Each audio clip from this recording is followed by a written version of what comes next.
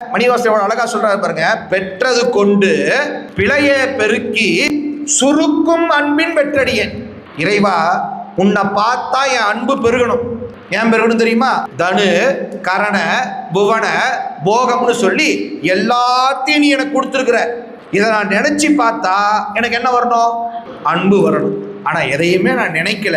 நன்றி கெட்டத்தனமா அதை பத்தி நினைக்காம ஆண்டவனா கொடுத்தான். நான் தான் கஷ்டப்பட்டேன், நான் தான் உழைச்சேன், நான் தான் பாடுபட்டேன், நானே முயற்சி பண்ணேன்னு நம்ம நினைச்சுக்கிறோம் இல்லையா? இதுதான் சுருக்கும் அன்பு. அப்படி சுருக்கினதுனால நீ என்னை விட்டுட்ட.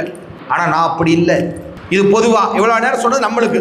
இப்ப மணிவாசன் சொல்றாரு பாருங்க, உற்றடியேன் மிக தேறி நின்றேன் எனக்கு உள்ளவனே. அதுக்கு முன்னாடி ஒரு முக்கியமான வார்த்தை போடுறாரு, என் வாழ் முதலே. இறைவா, நீ என் வாழ் முதல். போற்றி என் வாழ் முதல் ஆகிய பொருளே, புலர்ந்தது பூங்கலர்க்கு இணை துணை மலர் கொண்டு ஏற்றி நின் திருமுகத்து எமக்கருள் மலரும் எழில் நகை கொண்டு நின் திருவடி தோளுகோம். செற்றிதழ் கமலங்கள் மலரும் தன்வயல் சூழ் திருப்பெரும் தூரை ஊரை சிவபெருமானே. ஏற்றுயர் கோடியுடையாய் என்னையுடையாய் எம்பெருமான் பள்ளி எழுந்தருளாயே.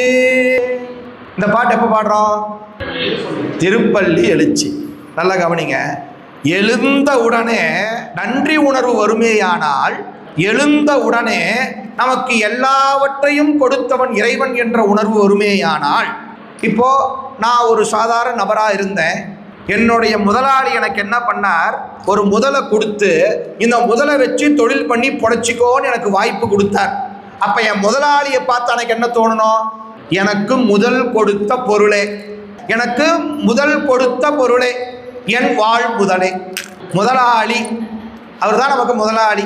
முதல் கொடுத்து ஆள்பவன், நம்மை முதல் கொடுத்து ஆள்பவன். எனவே அவன் முதலாளி. என்ன சார் முதல் கொடுத்தான்? தனு கரண புவன போகம் என்ற முதலை கொடுத்து ஒவ்வொரு உயிரையும் ஆளுகின்றவன், ஆள்பவன் என்பதனால் அவன் ஆண்டவன். புரியுதுங்களா? எனவே இவ்வளவு பெரிய கருணையை நீ செஞ்சிருக்கிறியாப்பா, நான் உணர்றேன். உற்று அடியேன் மிக தேறி நின்றேன் எனக்கு உள்ளவனே. சாமி, நீங்க தான் என் முதலாளிங்கிறதும், நீங்க எனக்கு ஏராளமான முதலை கொடுத்திருக்கிறீர்கள் என்பதையும் நான் நன்கு உணர்ந்திருக்கின்றேன். என் வாழ் முதல் நீதான்.